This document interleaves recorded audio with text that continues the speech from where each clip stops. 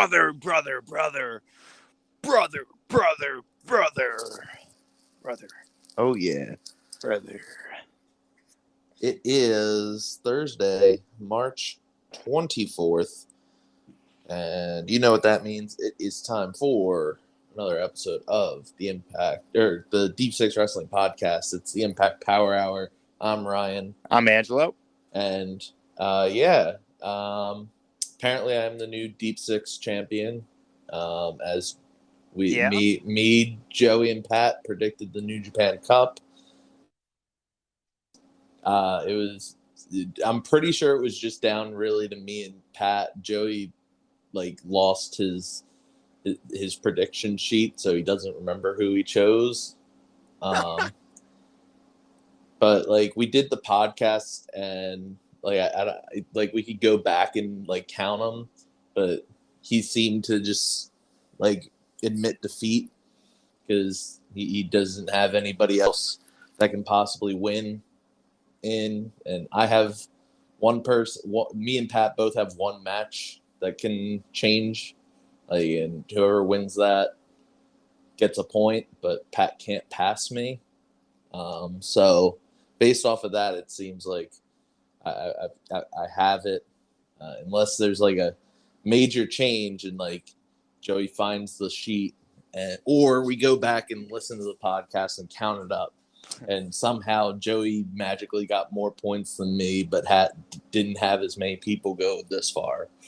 Well, congratulations. Yeah, that's the case. Yeah, so that means that Wrestlemania, the WWE will continue their conspiracy against me and screw me somehow. That's gonna happen. A big show. Oh yeah, I'm putting it up, and it'll end up being that in the lottery I'll get I don't know, Roman Reigns and Brock Lesnar, and somehow they're just going to be Cody Rhodes has won the match. Nice. Yeah. That's what we're hoping for. He pins them both. And then Goldberg comes out.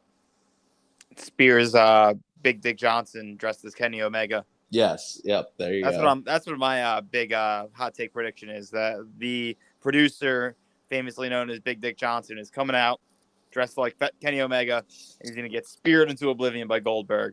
And that's how the show, or night one, should close. Screw that rumor about Steve Austin's son and Kevin Owens. We want Goldberg spearing a fake Kenny Omega. That's something. Yeah. All right. So as me and Angela talked about last week, we went to the Philly tapings. We did. So, we saw 4 episodes worth of Impact Wrestling, and we're not here to spoil it, but we'll tell you we had a good time. Yeah, we did. We noticed that we both got on TV, so that's solid. Little blips, yeah. So we sat in the general admission, so I wonder if all the shows are like that. There's basically in between the more paid-for seats, they just threw a bunch of chairs down on the ground at the 2300 arena and just go, yeah, have at it. Yeah. Sit down. So we did that. Yeah, it was a good time. It was a good time. I think some pros for me, and Ryan, you could definitely interject. I thought, it was the kids that were in the audience, Impact wrestlers, did a really good job of interacting with them, and I thought that was a really, touching thing. You got to make sure you're hitting the young crowd, because those are the ones that they're the ones that are really looking up to the wrestlers. There might be some people there that older guys look up to the wrestlers. There's a guy next to us with the Macho Man jacket. He was hype as all hell. He shout out to that guy. He definitely thinks wrestling is still real. Oh yeah, and sorry to spoil it for anyone listening to us. I won't speak on it any further. But a lot of, I think, live wrestling should be about the kids in the audience, and I think the wrestlers did a good job of paying attention to the kids that were there, and even the announcer did he gave out free T-shirts to the kids that he saw and stuff. So I think that was a good job all around there. My negative, I would say, is that they didn't seem to tape all the backstage segments beforehand. So there was one match, I can't remember the match, but it killed the crowd, where there was a backstage fight going on. We can't see it. There's no Titantrons there for us to see that, but you just hear the banging going on in the back. Yeah. And it made the crowd go silent, because you're oh, what's going on? But there's a match, mid-fight going on in the ring, and the crowd kind of got killed because of it. So I think that was just one of the negatives I thought of how they ran it. Like they just, I guess, were just filming as they went along. Like that should have been something they, did another night or did, earlier in the day or after everything's done. They should have not did it while there was something going on, because the crowd then diverted their attention. Yeah, absolutely. It did that was very odd. You just hear like chairs swinging and like hitting into things, and it's just like very much louder than what was going in on the ring, and like everybody turned to look at what was going on. Yeah, I mean, the wrestlers work so hard in the ring, you don't want to like have those outside distractions killing momentum for them. So it's unfortunate that stuff happens, but they're on a budget, they're filming things while they're there, so I get it. Yeah. I'd say the other pro I would give is that I thought the crowd sounded a lot better in person than it does on TV, which I think is weird. Because I feel like normally that would probably be like the reverse. Normally, like at least WWE like is known for pumping in crowd noise and stuff to try to make the crowd sound better than it actually is live. But Impact does the opposite, where somehow like their audio is just like, I guess, and it just sounds so much quieter than it really is. Yeah, I mean, we know the audio is not great from the entrance songs. Yeah, but that is right. Like being there live, like that crowd was into it. It wasn't just like a distracted crowd. And we've been to WWE events, and especially if you go to like not so much the pay-per-views, but like if you go to a live event where it's not even a televised show, like people are very disinterested. Like they're there just because it's something to do. They're there with their kids. They're there because they watched Hulk Hogan in 1992. Like they aren't interested in the product. The people going to WWE live events, but we've known with AEW, and there is some casuals there, but for AEW for the most part, and all these smaller shows, everything we've been to at the 2300 Arena, what it could be House of Hardcore to this Impact taping we saw last week, the crowd is into it. Yeah, like when you have a small passionate group, it's more fun sometimes than just being in that giant arena of 10,000 people that are like, this is cool. Yeah, absolutely. I think the other con I was going to say was I think how they ran the show definitely highlights some of their issues. Like I'll point to David Penzer, the ring announcer, numerous times say like calling Matt like, hey, this is what the next match is going to be, and then that match not being what's coming out. Or him saying, oh, who's ready for some knockouts action? And we get 2 male wrestlers for a match. Yeah. Miscommunication there. Yeah. And I think that highlights a lot of the issues production-wise. That, like, if you can't even communicate, like, what the next match is going to be, there's no way that you're going to communicate, like, if there's an issue in the ring, like, how just redo the spot, or like if there's a production issue with like a weird camera angle or like bad camera angles, or the infamous Jay White debut where they cut Jay White's entrance completely. So like the production is still an issue, and I think it's a bigger issue than just, hey, it's not sounding great, or hey, they cut some things weird. But overall, I thought it was a very fun 2 days of tapings. Yeah, it really was. I will think, like, I think the most interesting thing, I'm sure most people that watch Impact would have never guessed, like, this is potentially what they do. But remember when Gia Miller came out? Yes. Night, and she was just basically coming out. They're like, oh, let's hear you cheer as loud as you can. Let's hear you boo as loud as you can. Just getting the crowd all riled up. Like, they're definitely recording that, and that's the cafeteria noise we used to make fun of, like, last year watching Impact. Yeah. Like, that was definitely, like, Gia Miller was out there to, get some stuff for the production crew, which is, I thought was pretty hilarious. Yeah, I thought that was great.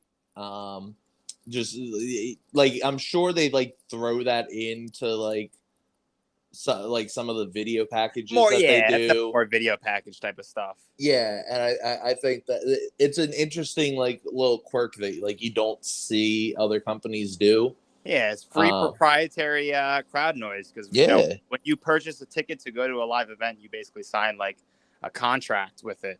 Yeah, physically signing it. You're signing a contract that you could be on television, you could hear your voice, all this stuff. So yeah, your voice will it'll live forever as the crowd noise.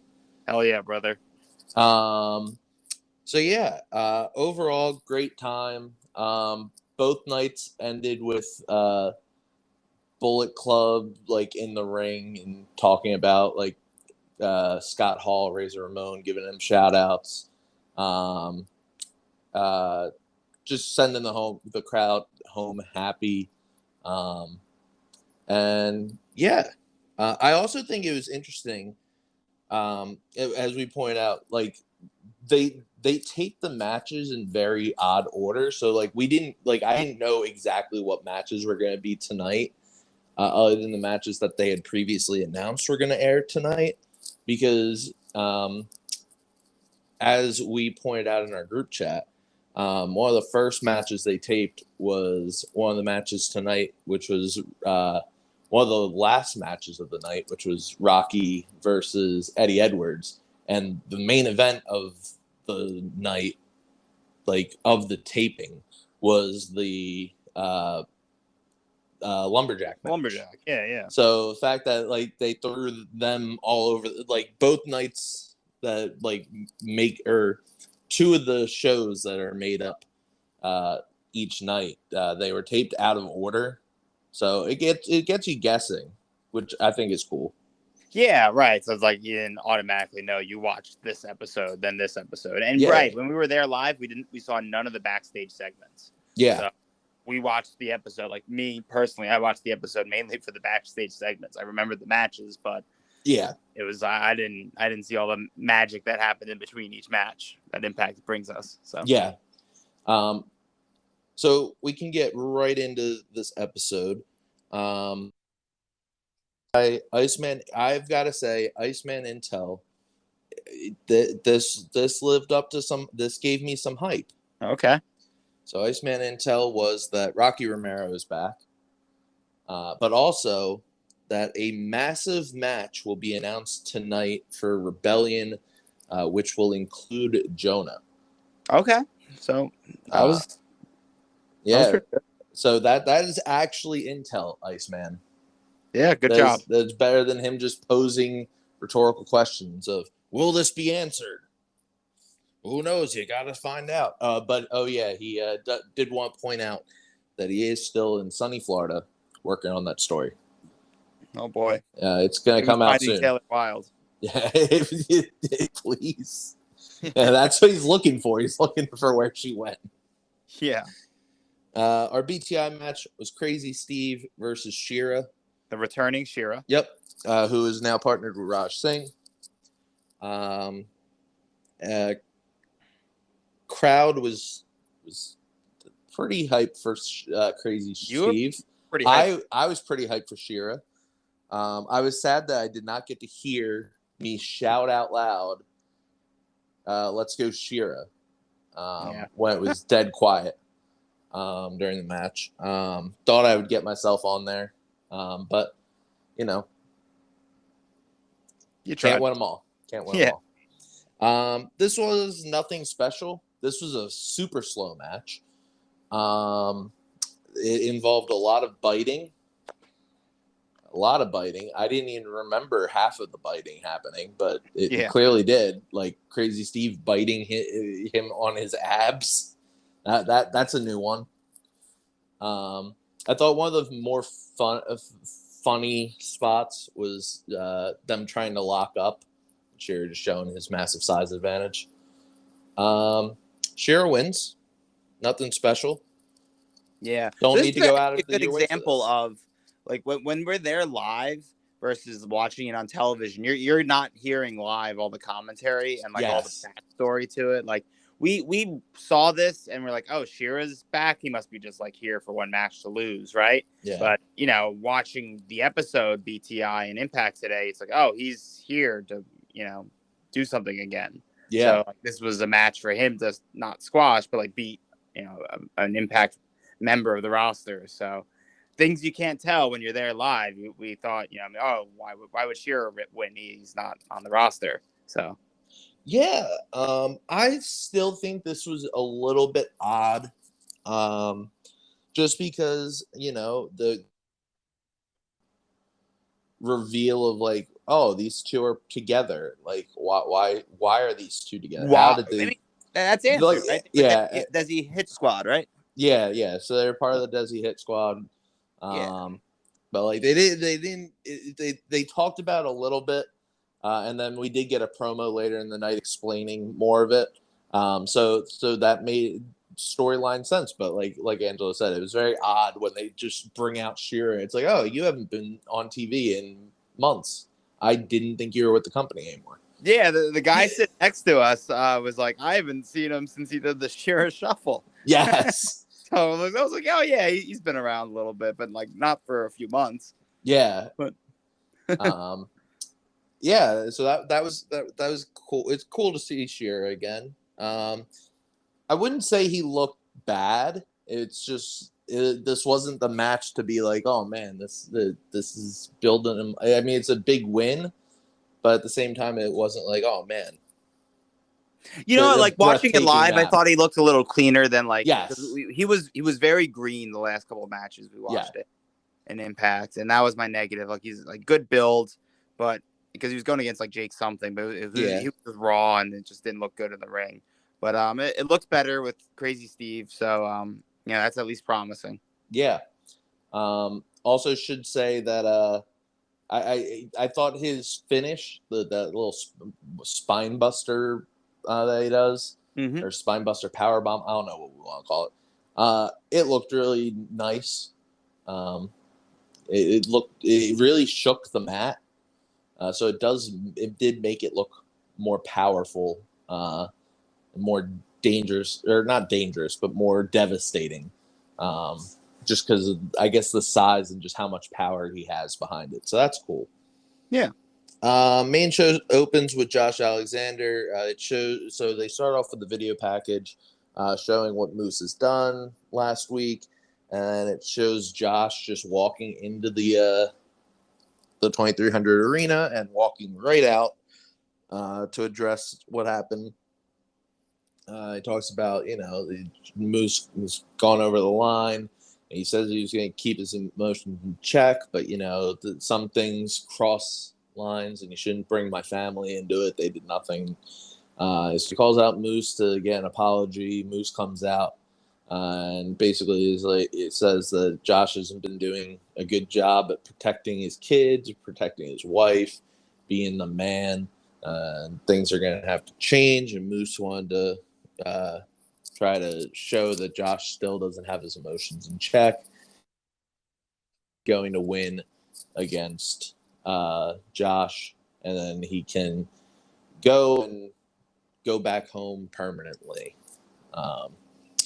They brawl, and then we didn't get to see this. We did see them brawl on the outside, and then they go back, and they start brawling on the balcony, which I thought was cool. Yeah. And Fulton and Ace break it up. And that explains a match for next week, which they announced would be Fulton versus Josh Alexander. Yeah. Which we questioned on the show why same thing. It's like, we didn't expect that, but no, it was good. Yeah. I just wanted to add, so as some people may know, Pat writes for the Sports these days. Yeah. Wrote an article recently that I thought was really thought-provoking. 10 wrestlers that would be irrelevant in 5 years. Yeah. And one of them on there is Moose, our current Impact World Champion. And it's not really a shade against Moose, the article. It's just more of like thinking, oh, he's 42. He might not want to wrestle outside of Impact. And he's done it all in Impact. So you can't necessarily see. Well, he'll be 42 in 5 years. So it's like, oh, like where do you think he would want to be in his wrestling career? Is he, going to do something else or be in a backstage role? So it's a thought-provoking article. You could read about the other 9 guys and girls that aren't Moose. But yeah, check it out. Yeah, I saw because the Sportster posted it on Twitter as well as on Facebook, and Facebook they get a lot of reactions on Facebook about it. A lot of boomers on Facebook these days. Yeah, a lot of people talking because one of the people, spoiler alert, is Britt Baker, which I think is probably the most polarizing one that he put on there. Just because she just lost the championship and was like, has been the face of the women's division. Yeah. People basically talking about how like, there's some people who are like, oh, this person doesn't know what they're thinking. Like Britt's one of the greatest, like the best women today. Like it shouldn't all be about like your wrestling ability. But at the same time, other people pointing out like, yeah, like how much longer can you go with this same character for 5 more years? She didn't have the great, like she had a long title run, but like a lot of the matches were forgettable. And it wasn't like a revolutionizing reign or a lot of the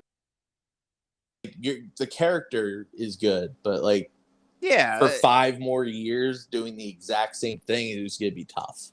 Yeah, and even I said to Pat, I was like, she literally is a dentist, so it's like if she's not in AEW, is she gonna really be interested in doing smaller shows? And right. I genuinely questioned that, and I don't think she's someone WWE would scoop up. I could be wrong, you never know, but that's my hypothetical thinking. I don't know if she's interested in being anything besides the top women on the AEW roster. Yeah, and also it should be pointed out that for the most part, women do have a shorter shelf life than the men do, minus the rarities. And I'll throw out Asuka being like 40, if not just about 40. She's 40? Yeah.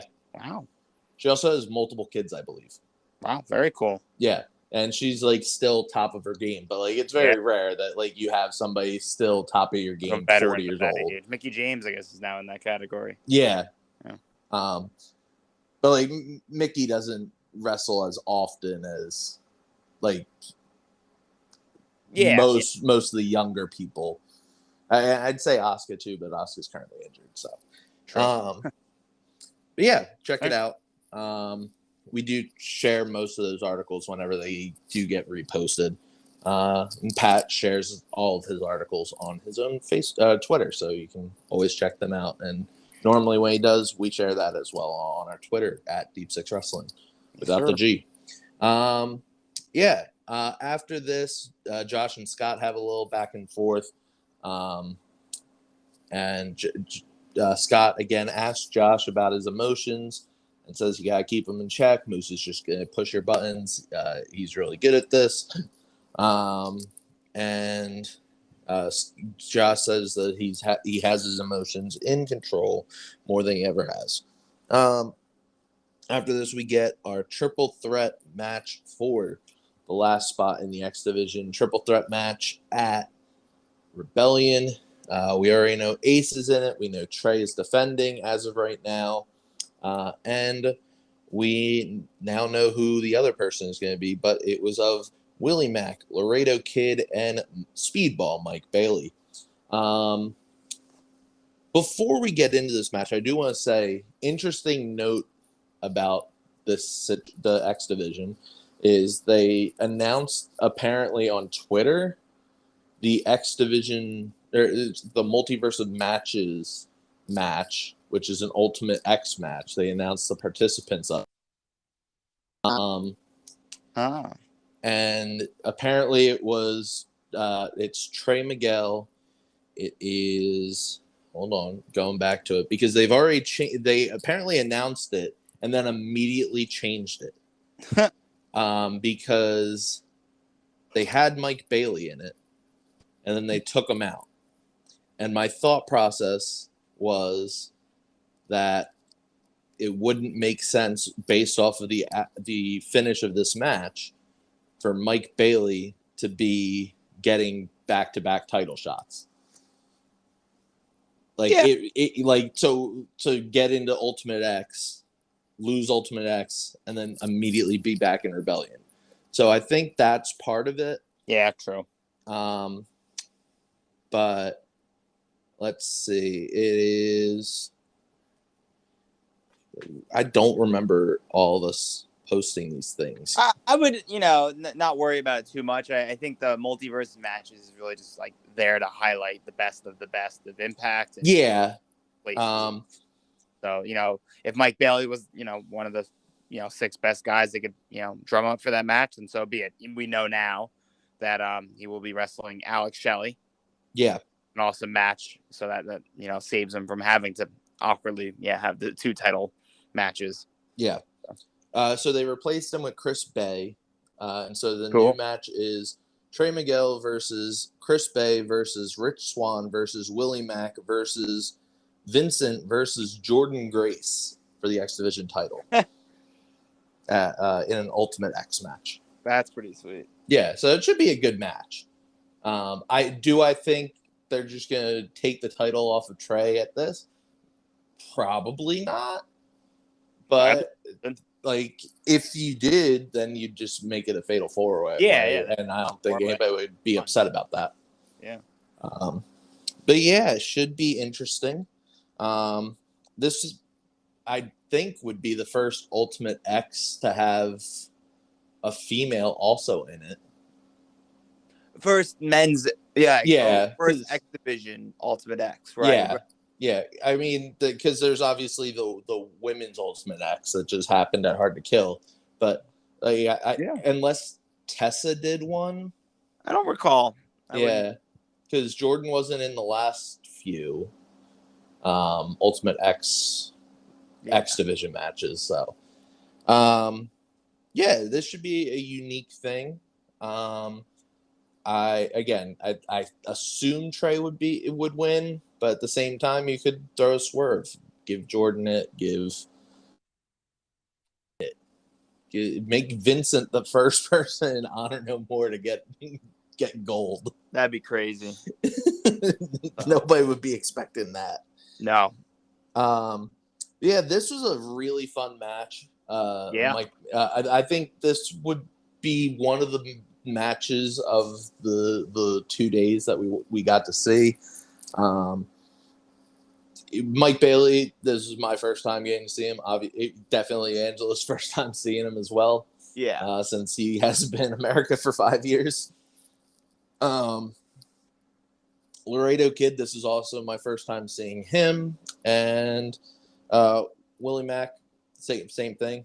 But this was really fun. Willie Mack was super over. Yeah, I think that match live and then rewatching it again today just shows like Willie Mack. We make fun of him because he eats pins all day, but he is a huge asset. He is a great wrestler. And live, he has that, he's a super heavyweight that can fly. It's like, you go to a small indie event. I just saw someone sent me, was it like a TikTok or something where it's like the wrestler is like a, super heavyweight gets to the top rope and just right. Yes. Like those are always going to get the crowd excited. Willie Mack can do that with every move because he's actually very athletic and a very good wrestler. Yeah. He's got, the look that excites people, and then he's also just phenomenal. I mean, he hit, that one of the Impact moments of the week they used to show was him hitting a Canadian destroyer. So he's a really, really good wrestler. One of the first things that turned me on to him was watching his, I think it was the ROH title against Cody Rhodes he was fighting for. Maybe. I think I'm a couple years ago. Yeah, I think right.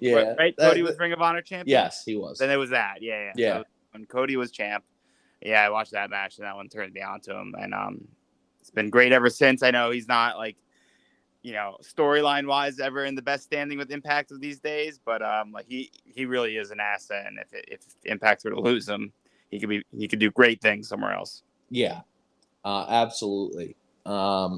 I think Willie Mack is one of those guys who, like, as long as he wants a job in Impact, he'll have one. They'll always have a use for him. If it's not a singles guy, him and Swan are a good tag team. He can put people over, but he can also do really cool spots. He had a good spot in this match where he did a razor's edge or / border toss. Yeah, I think I was the only one in the crowd that thought it was a border toss. Yeah. I mean, I wanted it to be a border toss, but it was a good moment. Yeah. There were some really good exchanges throughout this match, and a solid win, pinning Willie, because of course. But this sets up the very interesting dynamic of now Ace and Mike Bailey are both in this title match, and they're both friends. Can they coexist, Angelo? We'll find out. Maybe they can, right? Yeah, maybe. After this, we have a Bullet Club promo talking about how Mike and, or not Mike, the Mercy Machine Guns and the ref screwed Chris and Jay in their tag match last week. They replayed Jay trying to break it up, and they're looking for the rubber match. Yeah, they say that the ref messed up. We should have a rematch, and we're getting it next week. And that they're going to win. The Good Brothers talk about how it feels weird being in Philly with being a little light around the waist, but that they're going to change that tonight in the Lumberjack match. Chris and Jay say that they'll be at ringside to help and be Lumberjacks as well. Yeah, good stuff. After this, we get the highlights of the BTI match, and then Raj Singh and Shira's promo. Basically, Raj said that he kept on trying. This could have been Bhupinder. Bhupinder was offered this spot numerous times to be with Raj, as Raj helped him get to the top and learn the ropes of Impact Wrestling, but he kept on declining his generous offers. So he went and got an old friend in Shira, who just yells into the mic or into the camera that the lion is back. The Indian lion is back. He's not wrong. Yeah. After this is Macklin versus Heath. So commentary brought up a good point, and this made a little weirder that this match happened. Commentary point out that last week Heath and Rhino had their little segment talking about how they are not good as singles wrestlers right now, and that they should just focus on being a tag team and getting to the tag team championships. And then they give Heath a singles match right after. Yeah, why not one more? I mean, yeah. It's because Rhino lost to Macklin. Yeah. So it's like, I get it, but yeah, it's kind of funny timing with the promo. Yeah. Pat gave us his thoughts. I'm just going to say match. He said it was not great. I thought I think the best part about this match was there was a very unique way to get Rhino out of the equation. With Macklin taking out the steps and acting like he pretty much pulling an Eddie Guerrero, as commentary pointed out.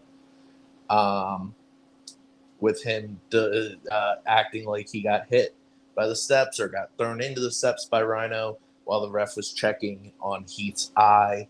Rhino gets ejected. Crowd, this is one of the loudest the crowd got on this show. Yeah, you're ejecting an ECW legend, so that's naturally going to inspire a poor reaction from the 2,300 crowd. So. Absolutely.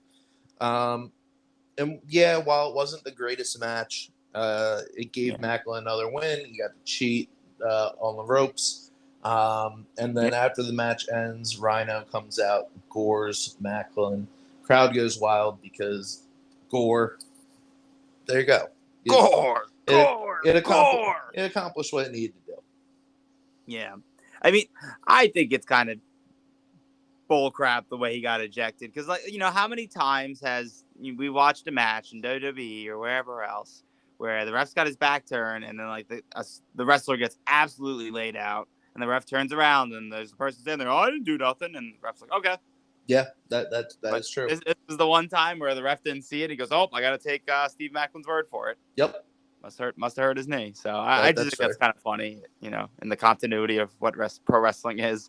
This was the one time the ref was smart enough to be like, "Oh, man down. Yeah, must have been hurt by the other guy." Yeah, that is true. Before we go any further, I should point out Pat really liked the X Division triple threat at the beginning of the show. And Josh's promo, that catches us up to where we go after this, which is All About Me with Tennille and her host, Caleb. It's been a minute. Yeah. Caleb is shocked to find out that he's the host. He says he has so many questions to ask. And he pulls out his phone so that he can go through a list of questions. And Tennille says, "Oh, well, I actually have a question for you. Where's your loyalty? Or who did you try to throw the title to?" And he's like, "Oh, I'm just, like stuttering. He doesn't want to talk about it." And then he's like, "Hey, aren't I supposed to be asking you the questions? You just sit there and answer the questions, or don't answer the questions, whatever you want." No. This needs to be answered. It needs to be done today. He's like, "Oh, my neck hurts. I actually have a appointment with Dr. Ross." He gets up, he runs away, and all of a sudden he's on the set of Locker Room Talk. Because those run back to back normally. Yeah, with Madison Rayne and her co-host as always, the Swingman, who is in a rush himself because he's running the Swingers Dungeon these days. Yeah, and he's got a new trainee at the Swingers Dungeon, and tonight is a footwork seminar hosted by Tony Atlas. Yeah, $25 a foot. So like I'm typically working out on Thursday nights at home, like while watching this, and I actually had I had dumbbells in my hands. I had to drop out of my hands because of the Tony Atlas foot session comment. And I was like, my goodness. Oh, I loved it. Tennille shows up and corners Caleb, so Caleb is stuck in between Johnny Swinger and Tennille on the couch. And Madison says, "Oh, I've got one question for you, Caleb, and that's where do your loyalties lies, with the influence or the inspiration?" And he says, "Oh, that shouldn't be a question. It's always the influence." And she's like, "That's good, but I need you to answer it one more time with a lie detector."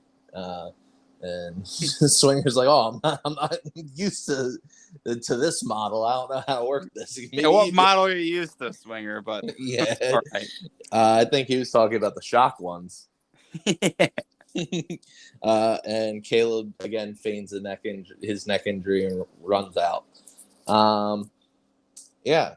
Shout out to Dr. Ross, who sold me a shirt for Josh Alexander for Pat for his birthday. That was Dr. Ross. That was, yeah. I didn't think about that. Yeah, really? He tried to upsell me. He wanted me to buy more shirts. Yeah, he did. Yeah. Shout out. He takes his job as a doctor real seriously. Yeah. Yeah. Dr. Yeah. After this, we get a video package of Tomohiro Ishii, or Ishii, however you want to pronounce it. And I was like, "Oh, that's weird." And then Jonah gets on and cuts a promo down the street, probably down one of the streets we've walked down by the 2300 arena, because I noticed the Union building. It's right next door. And at Rebellion, we are getting Jonah versus Tomohiro Ishii. Whew. It's a hot match. Should be very good. Yeah, that's an awesome matchup. From the little bit of New Japan I've watched, I feel like that's the brute you want to wrestle. Oh, absolutely. You want to have Jonah wrestle against. Yeah. Yeah. Plus, he's got no neck. Right. That's his big thing. He's the Stone Pitbull. Yeah. Doesn't he come out to was it the Led Zeppelin song? No. That's Makabe. That's Maka. Ah, okay. Yeah. It should be yeah, that's who we should have got. Is Togi should have got Hanma. Should have got Hanma. Yeah. It's still time. Yeah. Right? Yeah. Hanma's not dead yet. No. Yeah, we're gonna get Jonah got whenever he goes to Japan, actual Japan. We're gonna get him versus all of the dads. We're gonna get Makabe. We're gonna get Tenzan. We're gonna get Hanma. Oh, let's do it. Yeah, book it. Book it. After this, we get the Good Brothers versus Violent by Design and tag titles for the tag titles in a lumberjack match.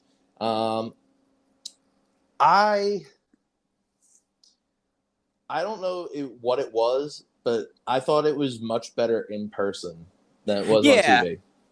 Yeah, I think in person it's just a little more exciting because you have all those guys out there, so you're able to like watch who you want to watch. Yes. Too. So it's like if you want to focus on Eric Young being ridiculous, toying with the crowd, great. If you want to focus on the Bullet Club out there, great. Like, so I think the difference is there's just so much going on in a lumberjack match when you watch it on TV, and this is every lumberjack match I watched. I really can't remember one that's like stood out. It was like, oh yeah, this was done perfectly. It's either the point of the match is there's just a lot of people out there, they're gonna brawl, and it'll be a screwy finish, or it just doesn't execute. Like those are like the only two options really. So it's the lumberjacks are out there to take like a big spot where like everybody like gets taken out by. That's usually included in the first one with the brawl. Somebody jumps off the top rope and they all fall down. Yeah. Anyway, the main point of this match was they are brawling. It looks like the Good Brothers are going to take the upper hand. Stuff starts happening on the outside. Honor No More jump in the ring, take out the Good Brothers, and Violent by Design pick up the win. Yeah, in hindsight, probably not the best idea to have like the team with no loyalty out there in a lumberjack match, and they're supposed to be, making sure no people leave and no people come in. Yeah, that's true. Probably not the best lumberjacks to have. Probably not, but that's short-staffed. Yeah, I mean we've pointed out that the Impact Tag Division is probably division right now. Well, not the women's tag. Yeah. Well, is that truly a division? It's like, do we want to go there? But yeah. The tag divisions. There you go. Yeah. Yeah, there really isn't many. Not too many like just tag teams because they got rid of Triple XL. Whatever. Was it Luther? Luster the Legend and Adam Thornstowe, the Reno Scum. Right. So there's not so many just like straight tag teams. Yeah. No more Falaba and TJP. Yeah. No more North. No more North. Yeah. So you've got Rich and Willie. You've got the Motor City Machine Guns now. You've got the Good Brothers. You've got TBD. Yeah. You've got the OG Kingdom. Heath and Rhino. You could expect, God maybe to come back. I don't know. I still don't know where they fit in this equation. It's been very interesting. Again, they're obviously in the New Japan Cup. They both lost right away, basically. They have at least from what I've seen, they are now. They are totally out of Bullet Club as they got jumped out again in front of the the crowd, the Japanese crowd. Oh, really? They did that? So they had because they had a match against one of the Bullet Club guys, but it was Tama versus Evil. And House of Torture, which is Evil's sub-faction of Bullet Club, which everybody hates, started interfering. And so the regular Bullet Club guys jump in, and it's like, okay, well, maybe they're going to side with Tama because Tama is an original member. Nope, they all attack him. And then the biggest part of this was because there's brothers in involved in Bullet Club. There's Jado, who has been the manager for God for the last few last few years since he joined Bullet Club, and Gato, who's the booker of New Japan and also Jay White's manager. And Gato turned on Jado for the first time in history. Interesting. In the 30 years in the biz that they've been together, it's the first time they've ever turned on each other. That's interesting. Yeah. And so they're all out of Bullet Club. So is officially, Tama and Tonga Loa both pointed out that Jado is a member of the Gorillas of Destiny. He is a gorilla.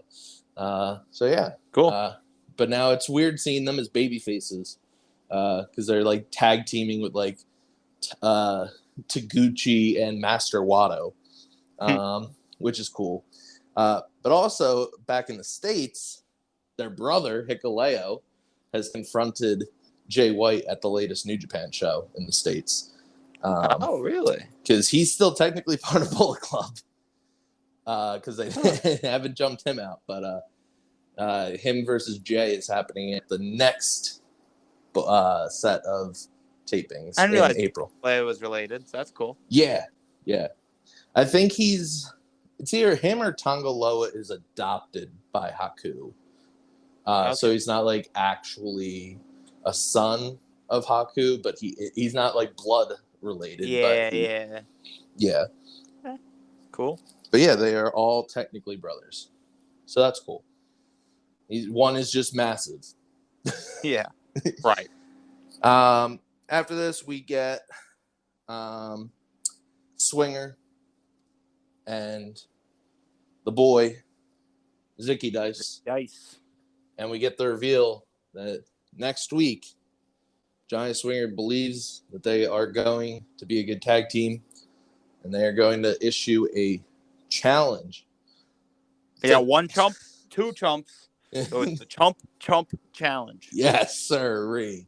Yeah. Well, this is part of because Zicky Dice is the new trainee at Swinger's Dungeon. Yep. He gave Swinger a boatload of money to be there. Yep. And Swinger's all excited, but before he goes in, they got to see what he can do in the ring. So nothing better than Swinger being right there in the ring with him and watching it, Zicky Dice perform. So absolutely. And I think this gives us a little more insight into why this chump challenge actually happened. Yeah. And why everything happened the way it did when you get to see it next week. Also, should say that Zicky is trying to get back in the gym all the time now, so that's good because he's like, I want to get back in there, I want to train some more, and Swinger's like, no, you gotta do this chump challenge next week, then you can get back in there. After this, you get Rocky Romero versus Eddie Edwards. Commentary points out that this is a little way for him to get back or Eddie Edwards to get back used to the Japanese style, but also points out Ishii is who Eddie is facing next week at the Multiverse of Matches, is technically a stablemate of Rocky Romero as they're both part of Chaos. So makes sense for this match to happen. This was probably one of the better matches of the night. Rocky is fantastic in the ring. Eddie is really good in the ring as well. They had really good chemistry. This was really long. And it was just really good. You can't ask for much more than that. Yeah, I agree. Then we got a rundown, basically, of the card. Well, I guess we should say Eddie won. Yeah, Eddie won. Eddie won. He offers a handshake, and as Rocky goes to accept it, Eddie just beats him down. And out comes Jonathan Gresham to run him off. And then Gresham and Rocky kind of stare at each other, talk. Rocky said he could have handled it. Gresham points out that he has history with Eddie since Eddie took him out before it was revealed that Eddie was part of Honor No More. And yeah, good stuff all around. We also did get a promo from Tasha, which I believe was earlier in the night, but I totally forgot about it until now. Basically, Gia asked Tasha about, Mickey says that she doesn't want Chelsea at ringside. Does that mean Savannah's not going to be at ringside? She immediately laughs it off, saying, that's stupid of Mickey to not want other people's help. It's not a weakness. It's weak trying to go at everything alone. But she wants to show that she can beat Mickey by herself and that Savannah won't be at ringside during the match.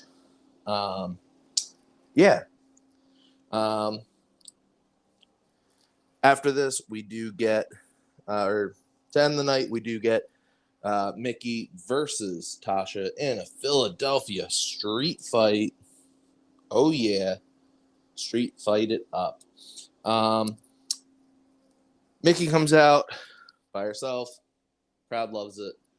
Tasha comes out by herself, but does grab a baseball bat out of a trash can by the top of the ramp, which the crowd oohs at because, not very often that you've got a bat coming into the ring for a match. Normally, you've got Sting who has his, but he doesn't use it really during matches unless and he just brings it out for a bit. You've got Jericho with Floyd, but again, he doesn't use it as an everyday, every match thing. And normally it's just I'm going to hit you in the back right at the end of the match. There you go. Get me the win. Not starting off with a baseball bat. As Tasha goes up to pose with the title, Mickey has a trash can lid and lightly tosses it at Tasha. And it kind of side swipes her face. Mickey just starts laughing about it. And Tasha just slowly turns towards her. And then the match starts. This was a good match. I thought this was better than their previous two matches. I think the weapons and just the animosity between the two. Right touch, as a blow-off match, definitely. Yeah, this was a really good way to end their feud. We had lots of weapons involved here. Some unusual weapons. They end up going back towards the top of the ramp. And Mickey grabs a golf club out of the trash can that Tasha got the baseball bat from. Tom, who again is from Philly, says that it is a golf club from one of the local golf country clubs. So all the sports are represented tonight. Also should point out there's Kyle Schwarber chants during the show at A. Edwards because, as Tom says, there's a slight resemblance between the two. Which, yeah, their faces were a bit similar. The other thing during that match that was chanted because it was right after the show started right after the Nick Castellanos trade or Castellanos whatever, or not trade but signing for Philly, who also signed right after Kyle Schwarber. So there's that chant, but that was not referenced. Overall, I thought this was a good match. As I said, I think this was the best of their trilogy of matches so far. But I think this is definitely the end after the outcome. Savannah does come out, and she gets involved a lot. Mickey does try to equalize by sending Savannah through a table, but the table does not break. So then Tasha tries to throw Mickey through the table, and the table does not break. No, it's going right back to Walmart. Yeah, definitely one of the stronger tables in ECW history. Yeah, in the 2300 Arena's history, absolutely. Yeah. And then Mickey goes after Savannah again because Savannah pulls the ref out after Mickey hit her finish, the Mick DDT. And so Savannah gets a Meteora, but then Savannah gets back up, throws Mickey or grabs Mickey, throws her into the post, rolls her back in. Tasha hits some moves, and then Chelsea Green runs out with a chair in hand. They're like, oh shit, she's gonna equalize. Nope, she puts the chair, sets it up, and sits in it. And everybody is real confused. And so Savannah just is crowd like, was quiet. Yeah, crowd got super quiet because they're like, what the fuck is this? Why are you sitting? And granted, most of the crowd could not see Chelsea's face, but she seemed to say, just go on. I'm not getting involved. And so Savannah attacks Mickey. They do a double team move. Tasha pins Mickey. Tasha's the champ. But the whole time she just stares down Chelsea because she doesn't trust her. Which makes sense. Savannah's still watching her. Yeah. Yeah. Crowd starts booing immediately. Tasha and Savannah walk off. Mickey comes through too, and is looking at Chelsea. She asks why, and Chelsea's like, "Oh, you said you didn't need me. That's your mistake. You needed me the whole time. You know, like I never needed you to win matches. You need me to keep that. You would have needed me to keep that title." And she says, "Who the fuck do you think you are?" But obviously audio didn't pick that up. Just reading lips. Mickey slaps Chelsea across the face. Chelsea then starts beating up Mickey. Mickey then runs off Chelsea. Chelsea then walks around the ring. And they're staring down. And you see the crowd starts standing up. Who's in the ring? It is Matt Cardona. He is back in the Impact Zone. Oh, yeah. And he hits her Mickey with the Rough Rider, the radio silence, and has a big old smile on his face. The crowd, some of the crowd is chanting Matt Cardona, some are chanting Mid Cardona, and others are saying Fat Cardona. Confused about that because he is not fat in the slightest. No. He's like the least fat. In very good shape. Yeah. And then Chelsea gets in the ring. They make out real passionately. And she takes off the cast. It was a fake injury, Angelo. So you're telling me that, the girl that Mickey didn't want to come out because she was hurt, so she didn't want to get more hurt, was mad that Mickey didn't want her to come out, but then faked the injury the whole time. Yeah. So, we got some explaining to do here. Yeah. I also want to say, I think Impact screwed Mickey here because Impact Wrestling themselves tweeted and posted on Instagram that their doctors had said that she fractured her wrist. Yeah. Yeah. So they showed pictures. Yeah. Yeah. So they lied. Dr. Ross is crooked. Ross wasn't checking his sources. My goodness. Dr. Ross is part of the Cardona faction. That'd be something. I need Dr. Ross to get in the ring and start making out with Matt Cardona. Pat's gonna do his write-up, of course, but he said this lost him, this ending to the match. It was a good match, but he really wasn't a fan of this heel turn. I get why. Like I said, I'm not too invested in Chelsea. There's been nothing Chelsea has done to make me invested in her as a wrestler. Yeah, she's been a great mouthpiece for Cardona in a couple bits, but as a wrestler, I'm like, why do I care that she's gonna face Mickie James? I'm a little lost in that, but yeah. This was this heel turn did nothing for me. It was a very weird way to turn heel. Yeah, I mean, her whole come about, with the Mickie storyline was like, we're friends, right? And it's like, I guess. So I want to wrestle you for the title. And it's like, sure. This is just kind of weird. Like, you never saw Chelsea and Mickie before that, really. Yeah. So they're like, oh, we go back. We're friends. And I'm like, are you? Yeah.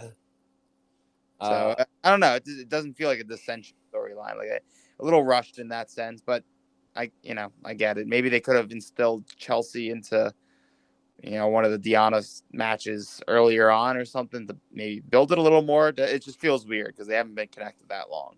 Yeah. If we knew it was going down this path, we were speculating this.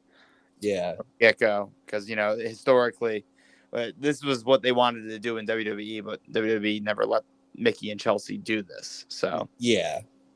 It was an elongated storyline of them being friends, but not like since Mickey got the title, knockouts the division thing, and like they were like, oh, let's give each other pet names. Hi Mick, hi Chel, during the thing, and then like being like, oh yeah, I'm so happy that my best friend in the world won the title.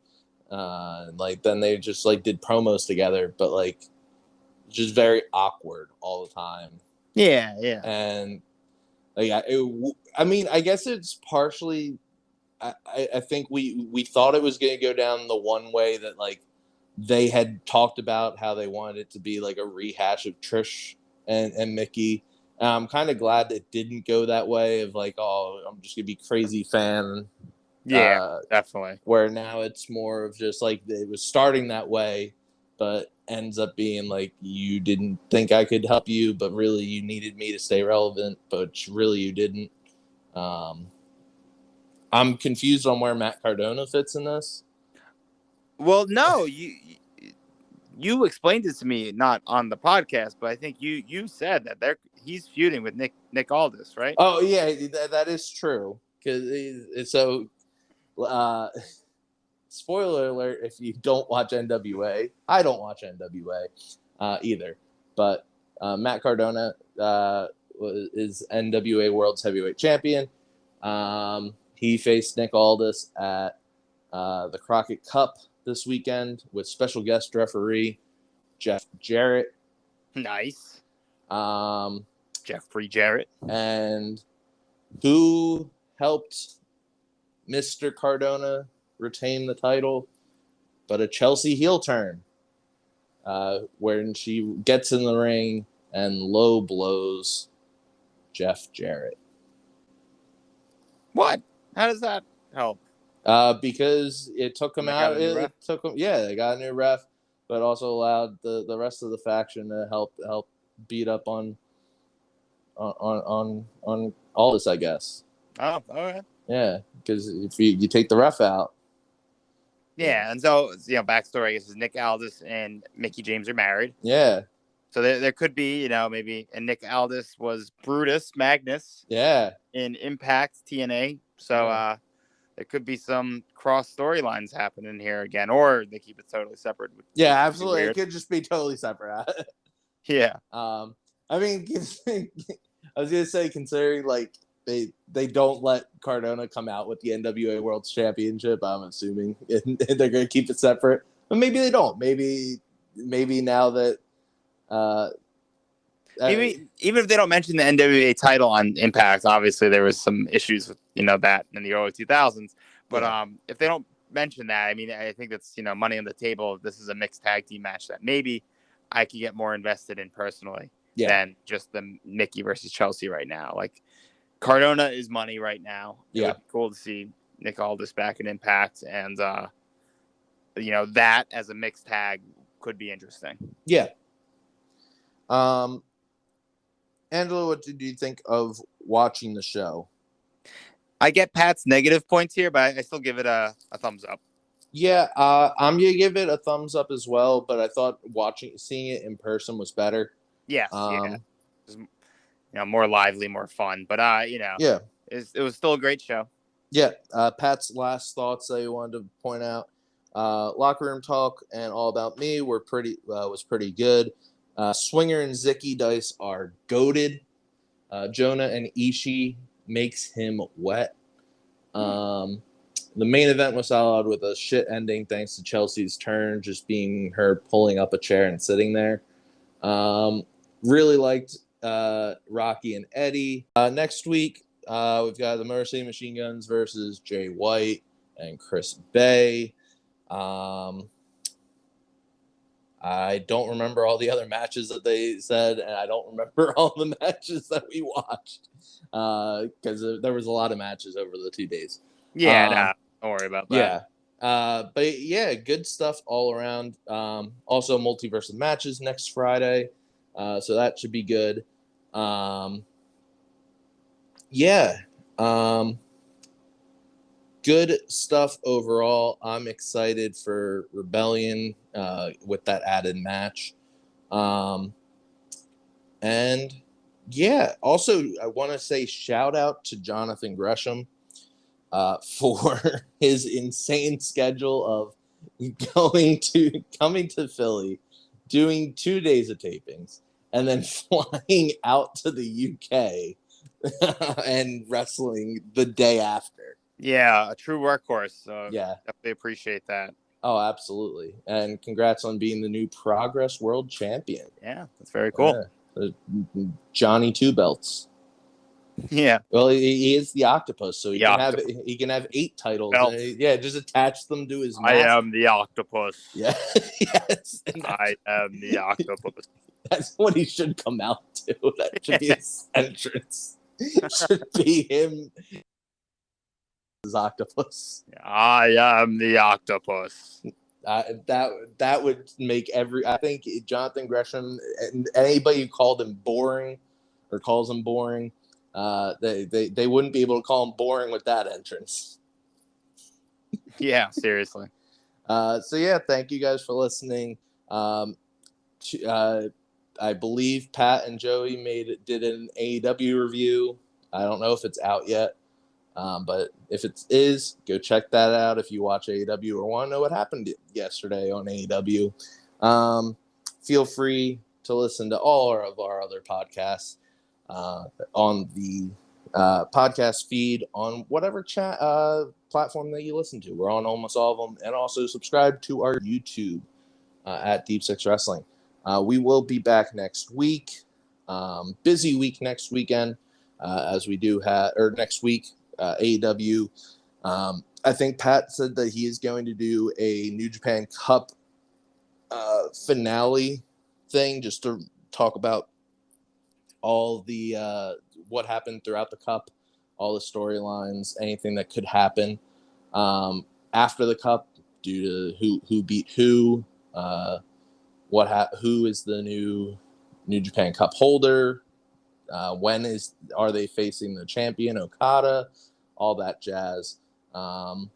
Or if Okada ends up winning the New Japan Cup, who does he choose to challenge him? Because I don't know what happens in that case. And also, we've got WrestleMania next weekend. Yes, sir. Yeah, so be on the lookout for all of our stuff next weekend. So yeah, thanks for listening, and stay safe. Bye.